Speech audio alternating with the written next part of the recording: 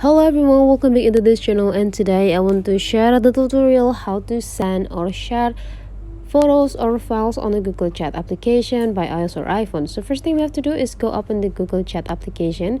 If you forget what the symbol or what the icon of Google Chat application, this is the icon, like green color with two bubbles chats here. You just need to click it to open it and hold on until you arrive in the home page. And this is the home. So now you just need to decide to whom that you want to send the pictures to.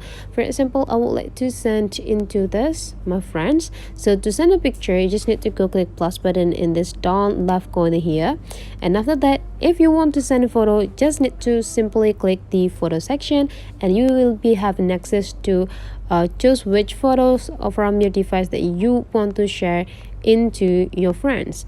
For example, I would like to send this picture, and after you're done, just click add. And now you can also type something or type a captions to say into your friends. For example, let's catch a coffee, and after you're done, just click send.